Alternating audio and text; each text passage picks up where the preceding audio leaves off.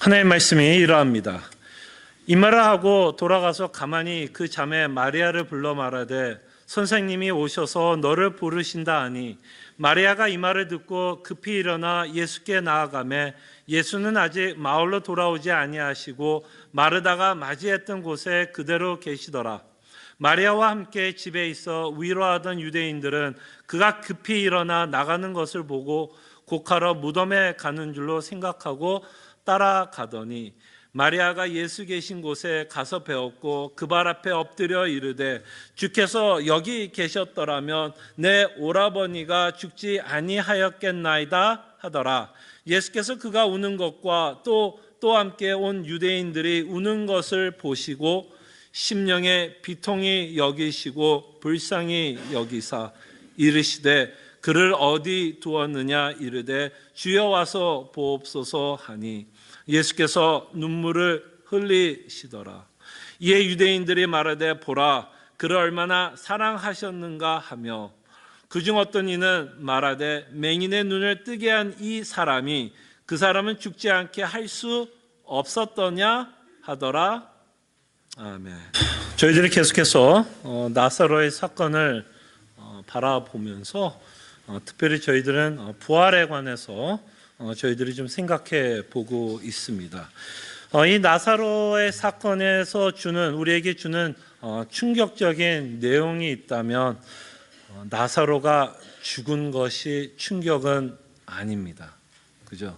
나사로가 죽은 것이 충격이 아니라 이 나사로 사건에서 우리에게 주는 가장 큰 충격이 있다면 예수님은 이미 나사로가 죽을 것을 알고 있음에도 불구하고 고의적으로 기다리셨다라는 거죠.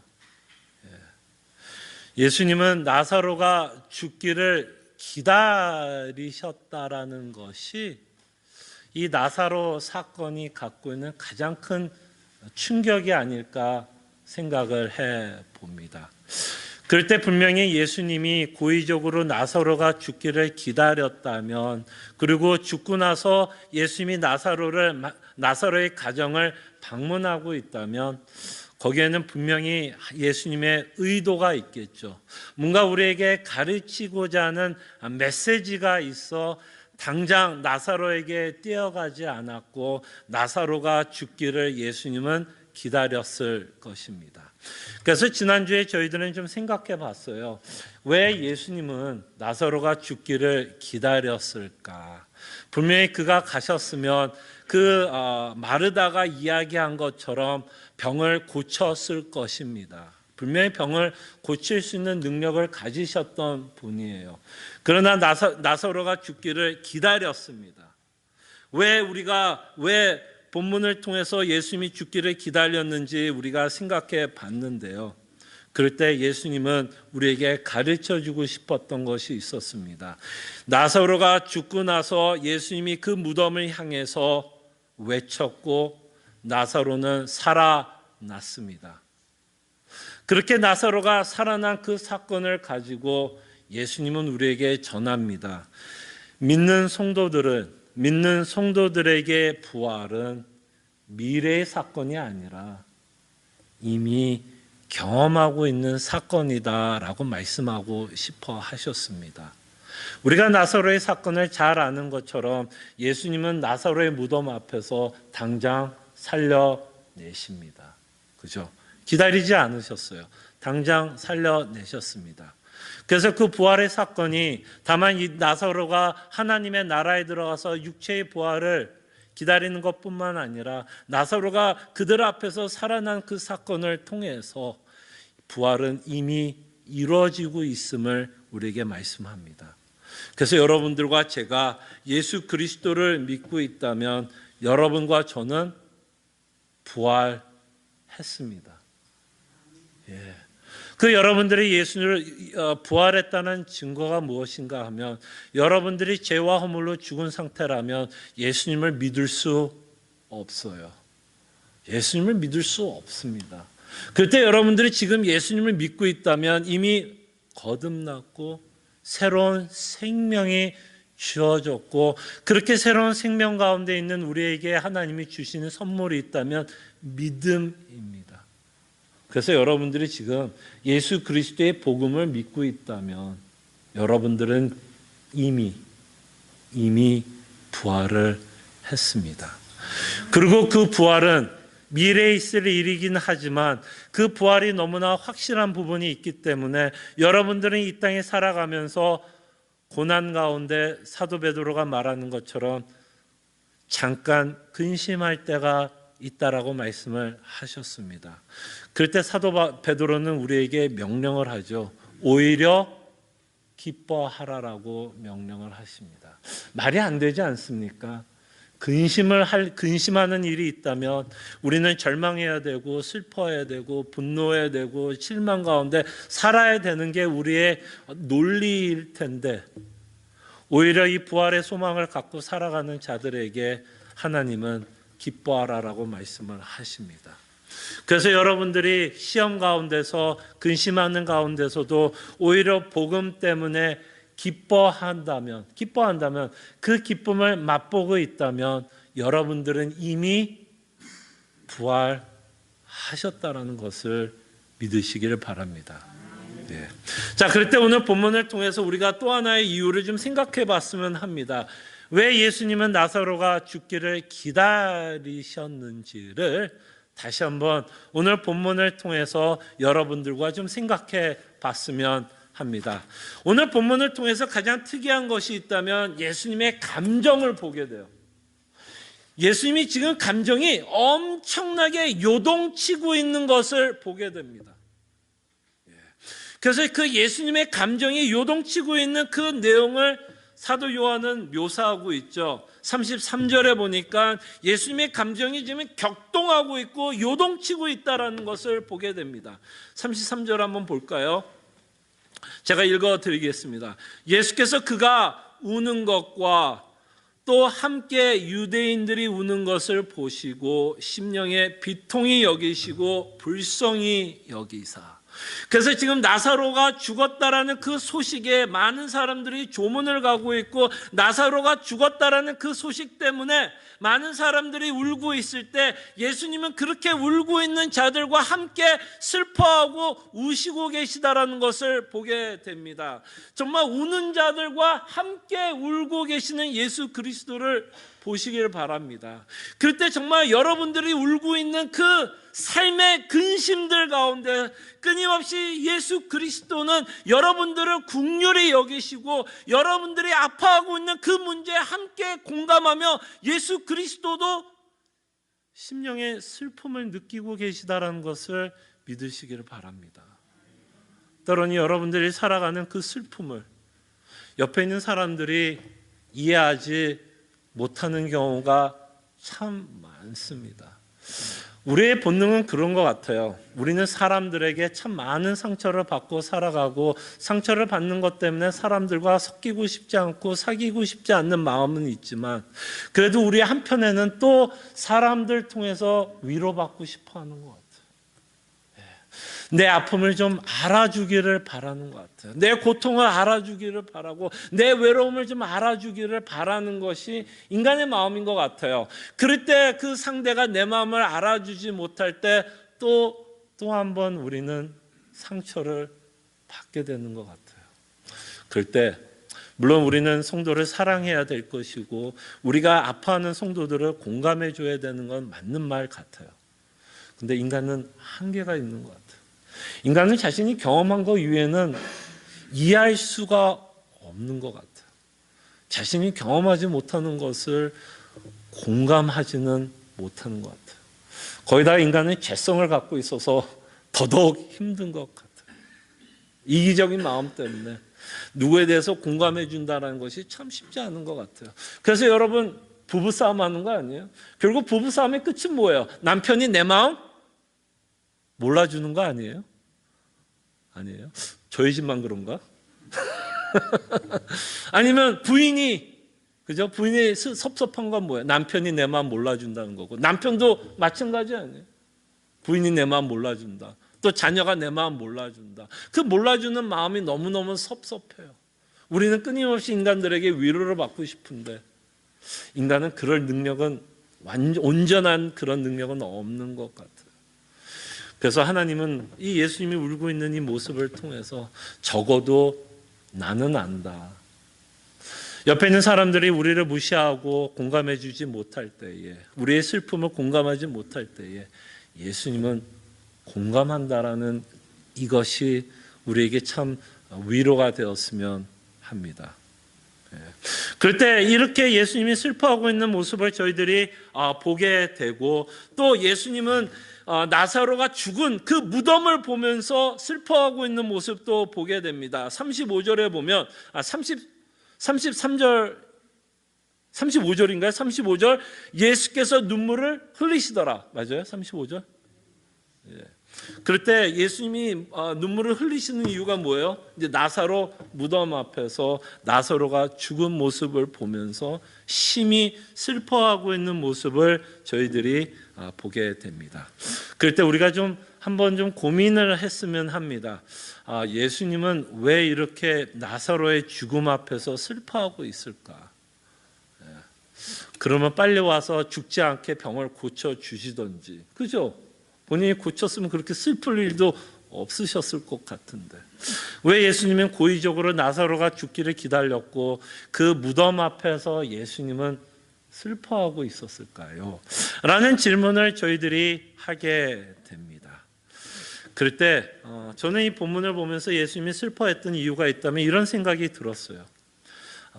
나사로라는 한 개인의 죽음을 보면서 슬퍼하고 비통하지만은 않았을 것 같은 생각이 듭니다. 물론 우리가 생각하기에는 예수님이 나사로를 사랑했기 때문에 그 한 인간이 죽은 것 때문에 분명히 슬퍼할 수 있다라고 생각을 하지만, 제가 생각하기에는 예수님이 나사로의 죽음을 보면서 더 큰 이유로 더 슬퍼하고 비통하며 분노 가운데 인간들의 모습을 보면서 불쌍히 여기고 있지 않나 생각을 해봅니다. 제가 왜 이렇게 생각하냐면, 이 나사로의 죽음은 한 개인의 죽음을 우리에게 묘사하고 있지는 않다라고 생각합니다. 한 사람의 개인의 사건을 말하는 것이 아니라, 제가 조금 전에도 말씀드린 것처럼 분명히 나사로는 한 개인이 죽었고 한 개인이 살아났어요. 그럼에도 불구하고 그 한 개인이 죽었고 한 개인이 살아난 그 사건을 통해서 예수님은 뭐라고 가르치시나요? 다만 나사로가 부활했다라고만 가르치는 것이 아니라 그 한 사람이 살아나신 것을 통해서 사실은 모든 믿는 자들도 함께 부활했다라는 것을 가르치고 있습니다. 그렇게 우리가 이해를 한다면 나사로의 죽음은 뭔가를 대표하고 있다라는 거죠. 대표하고 있다라는 거예요. 그가 부활했다라는 것을 통해서 뭔가 대표하고 있는 메시지가 있다라는 것을 우리가 보고 이해가 된다면, 다만 예수님은 나사로의 한 개인의 죽음을 보면서 슬퍼하는 것이 아니라, 어쩌면 나사로의 죽음은 인간의 처참하고 비참한 모습을 보면서 예수님이 슬퍼하고 분노하고 있지 않나 생각을 해봅니다. 여러분 기억하시죠?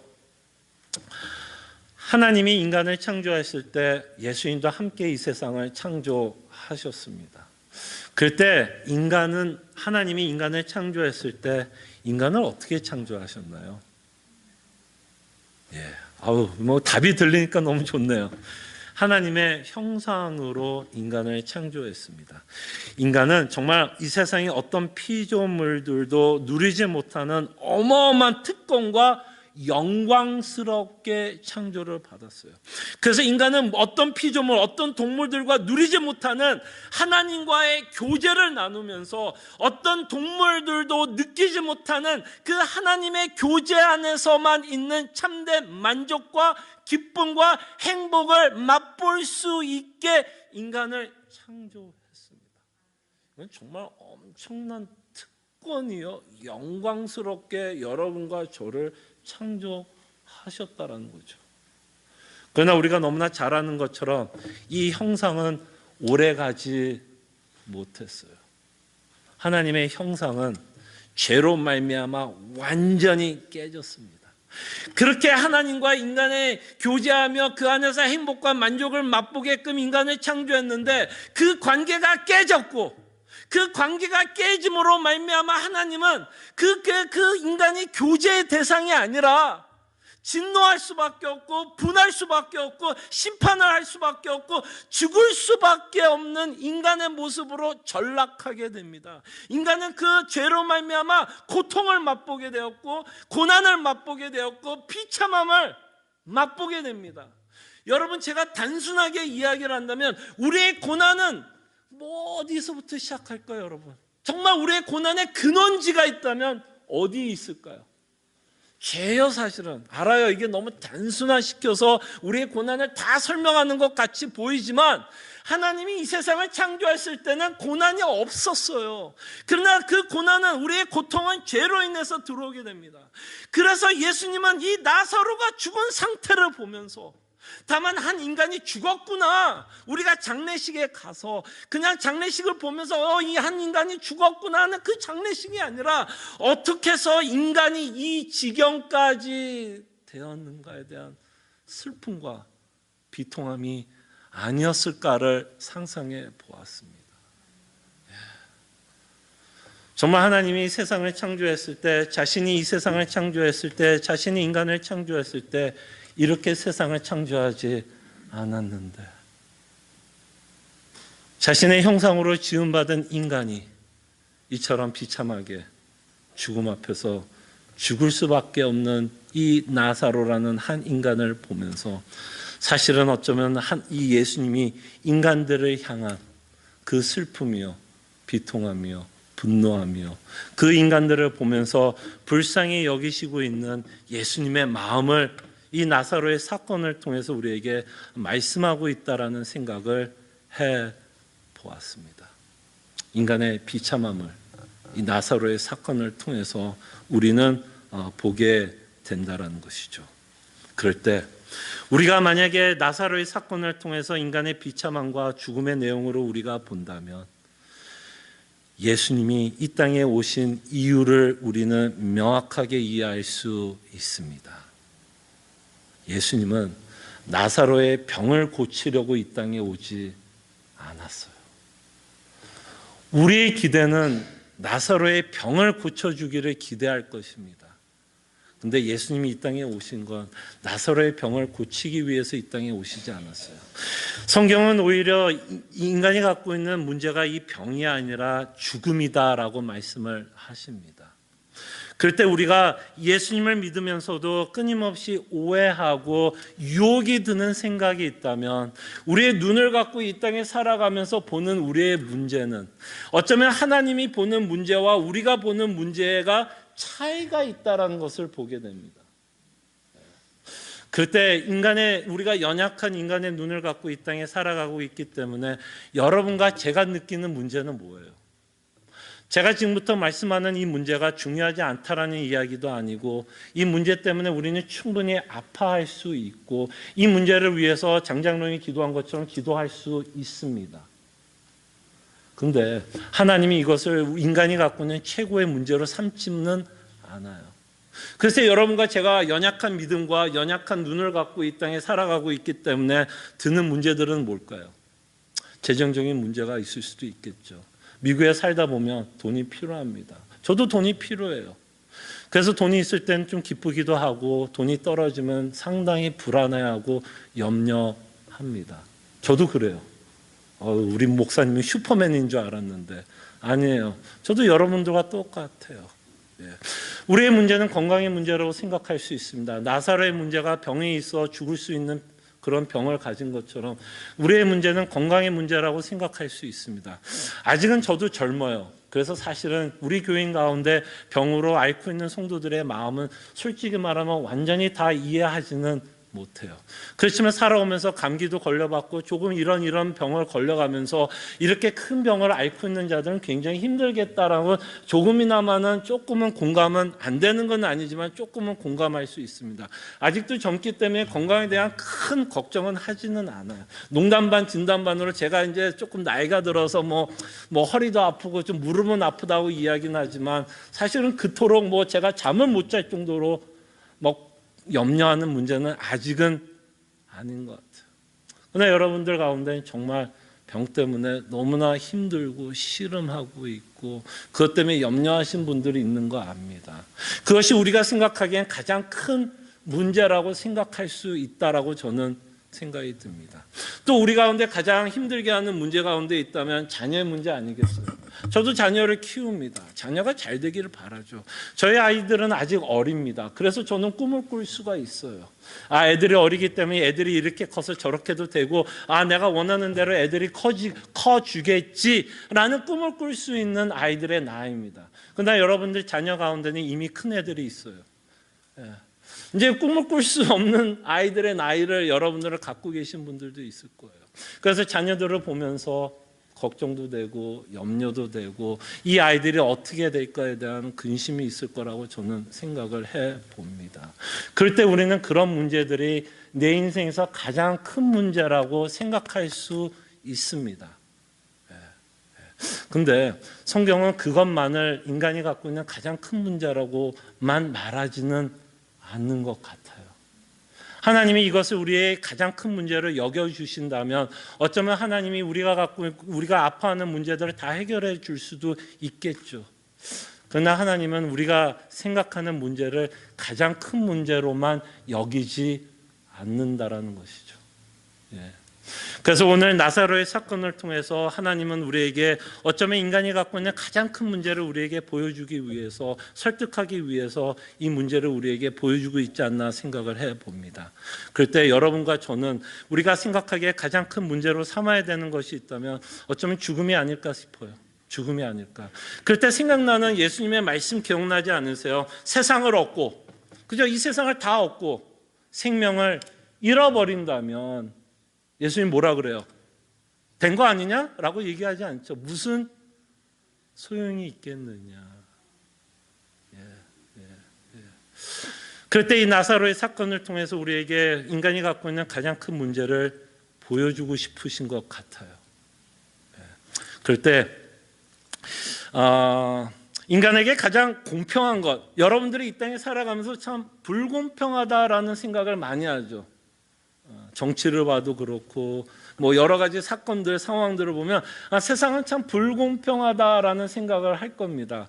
그래서 우리는 평등을 외치고 모든 사람이 정의로운 사회 가운데서 다 같이 잘 살든지 이렇게 이런 사회를 꿈꾸면서 살아가려고 우리는 그런 꿈을 꿉니다. 공평한 사회가 되었으면 합니다. 근데 여러분, 한 가지, 모든 인간이 평등한 것이 하나가 있다면 뭘까요? 부자든 가난하든, 공부를 많이 했던, 공부를 많이 하지 않았던, 자녀가 성공을 했던, 자녀가 성공하지 않았던 모든 인간이 갖고 있는 평등한 것이 있다면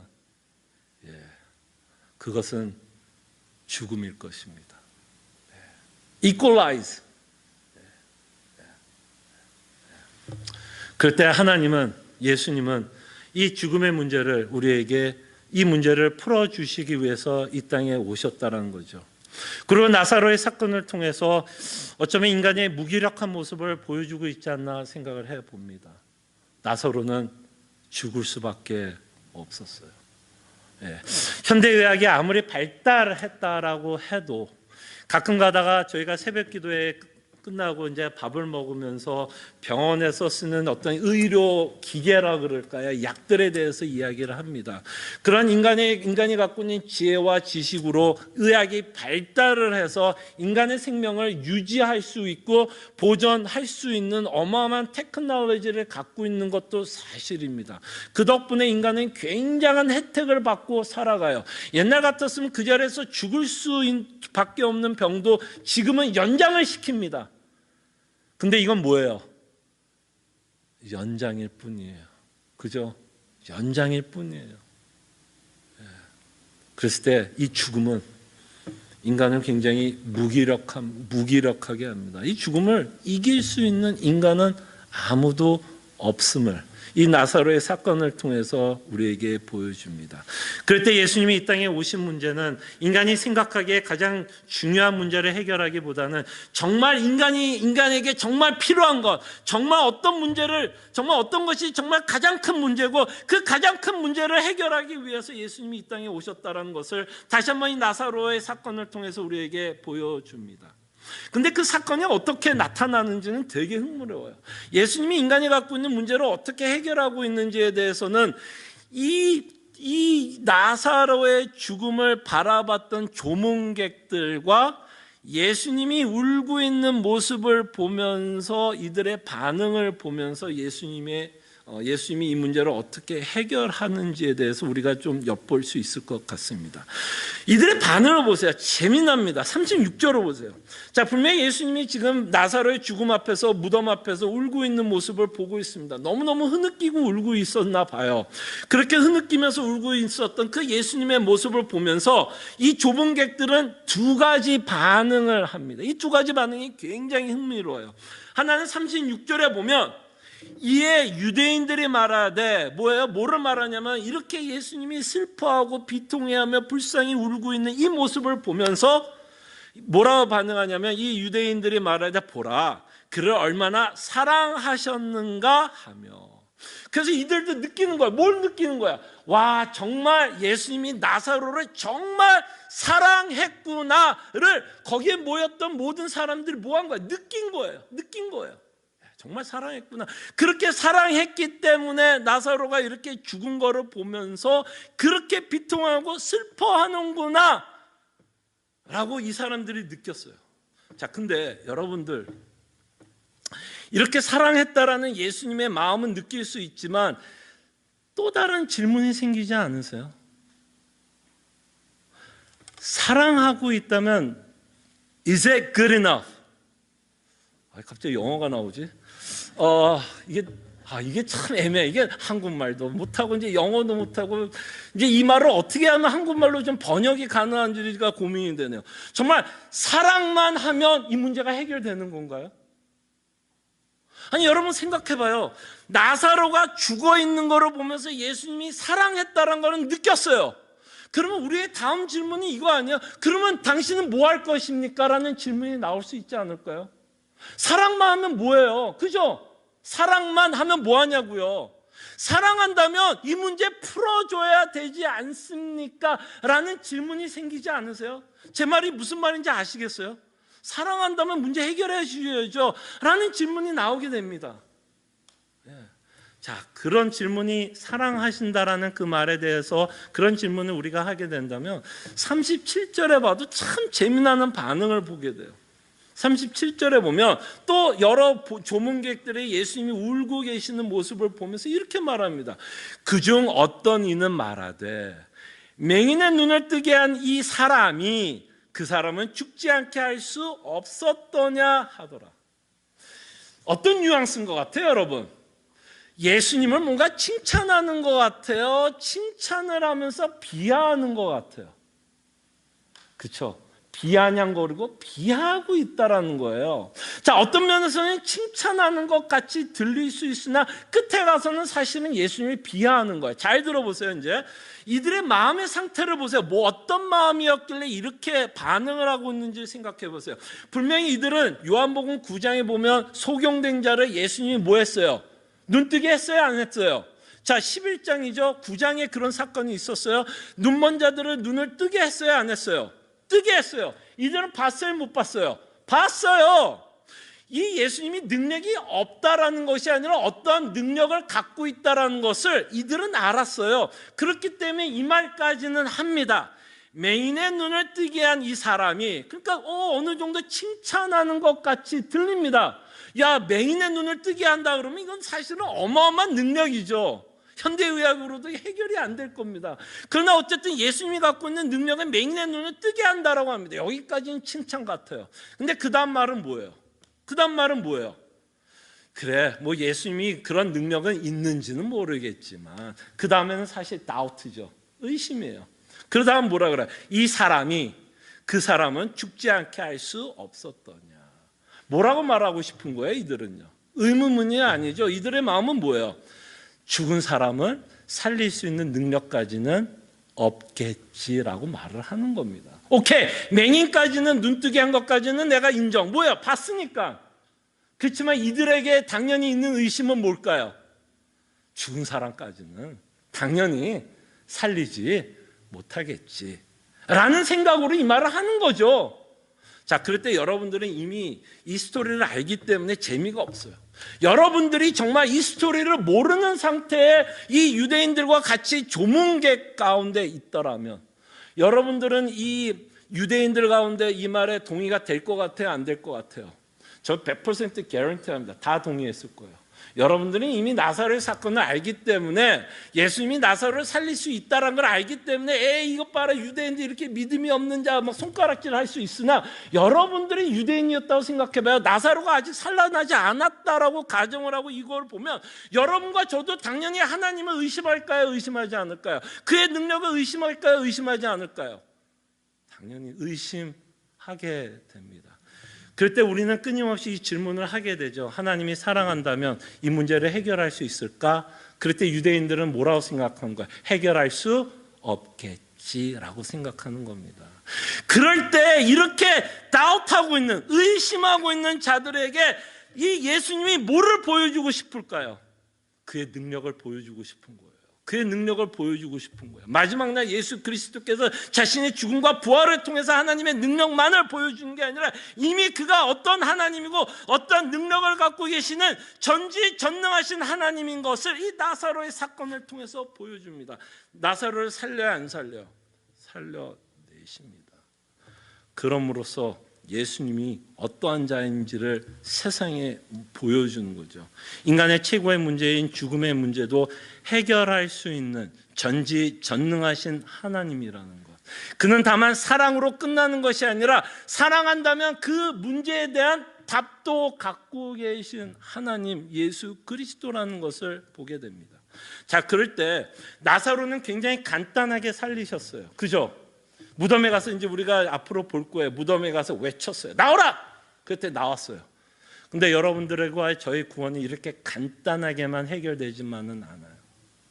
그럴 때 예수님이 나사로에게 외쳐서 부활을 일으킨 그 일이 있기 위해서는 사실은 어떤 일이 먼저 전제가 되어야 할까요? 십자가의 사건이 전제되어야 합니다. 예수님이 나사로를 부르셔서 무덤에서 나오라는 그 부르심을 하기 위해서, 그것을 외치기 위해서, 여러분과 저에게 부활을 허락하기 위해서 먼저 선행되어야 하는 사건이 있다면 예수 그리스도께서 십자가에 죽으시는 그 사건이 먼저 일어나셔야 된다는 거죠. 그래서 예수님이 이 땅에 오셔서 인간의 옷을 입고 이 세상의 모든 모욕과 멸시와 천대를 받으시면서 그의 능력을 일단은 뭐 했을까요? 숨기셨죠. 숨기셨어요. 그는 분명히 전지전능한 하나님이었어도 불구하고 세상 사람들이 원하는 왕으로의 모습도 아니었고 세상 사람들이 원하는 능력을 보이면서 왕의 노릇을 한 게 아니라 그는 정말 멸시받는, 그죠? 멸시받는 자로 정말 인간의 몸으로 죄인된 모습으로 십자가에 죽으셨다라는 것을 우리가 보게 됩니다.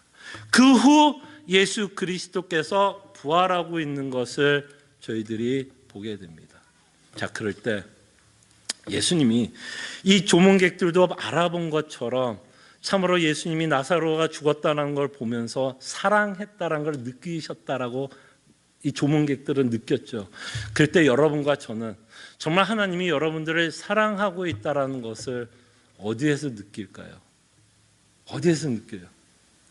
정말 하나님이 나를 사랑하시는구나. 바로 십자가를 통해서 우리는 그의 사랑을 확증하게 됩니다. 그리고 그 사랑하시는 그 하나님의 능력을 우리에게 사용하셔서 우리가 죽었던 우리를 뭐 하셨어요? 살리십니다. 그래서 여러분들과 저는 이미 부활을 경험하면서 살아간다는 것이죠. 그래서 매주마다 저희들이 고백하고 있는 신앙 고백 가운데 참 놀라운 고백을 우리가 매주마다 합니다. 여러분들과 저희가 매주마다 하나님 아버지에 대한 고백이 뭐냐면 전능하사 천지를 지으신 하나님 아버지를 내가 믿사오며라고 고백하는 이 말에는 정말 어마어마한 고백이 여러분들이 합니다. 여러분들이 믿고 있는 하나님이 어떤 하나님? 전지전능하시다라는 거예요. 그래서 세상을 창조하신 그 내용을 보면서 하나님의 전지전능하심을 우리가 보지만 다시 한번 신약을 통해서 예수 그리스도의 부활하심을 통해서 그의 전지전능하심을 우리가 보게 됩니다. 근데 여러분들과 제가 고백하는 그 신앙 고백이 왜 대단한 거냐면, 여러분 곰곰이 생각해 보세요. 우리가 고백하는 그 하나님이 우리의 뭐로 고백하냐면 아버지라고 고백을 합니다. 왜 이 아버지라는 고백이 대단한 거냐면, 그 전지전능한 그 하나님이 그 능력을 누구를 위해서 사용하실까요? 누구를 위해서 사용할까요? 우리를 위해서 사용하신다라는 거예요. 우리를 위해서 첫 번째로 사용한 그 사건이 뭘까요? 부활의 사건이에요. 부활의 사건. 그 전지전능한 하나님이 우리 아버지예요. 만약에 우리가 믿고 있는 하나님이 전지전능하신데 그가 우리 아버지가 아니라면 그 전지전능한 그 힘을 우리를 위해서 사용할까요? 유치한 예를 들게요. 여러분, 미국에서 가장 부자가 누구예요? 빌 게이츠? 빌 게이츠가 미국에서 가장 부자고 세상에서도 가장 부자죠. 그 사람이 여러분들을 위해서 돈을 쓸까요, 안 쓸까요? 쓸 이유가 있어요, 없어요? 없어요. 근데 그 자녀를 위해서는 돈을 쓸까요, 안 쓸까요? 당연히 쓰겠죠. 그러니까 하나님 아버지가 전지전능한 게 중요한 게 아니라 또 중요한 게 뭘까? 그가 우리 아버지여야 돼요. 그래야만 그가 갖고 있는 전지전능하심을 누구를 위해서? 우리를 위해서 사용하게 됩니다. 그 전지전능하심으로써 여러분들의 믿음을 지키시고 여러분들의 믿음이 흔들리지 않고 확신 가운데서 흔들릴 때에도 끊임없이 성령 하나님께서 복음으로 여러분들을 설득하고, 그래서 우리가 복음을 믿고 살아간다면 우리는 이 땅에 살아가면서 여러 가지 근심들 가운데서도 뭐 할 수 있냐라고 성경을 말하냐면 담대하고 강할 수 있다는 겁니다.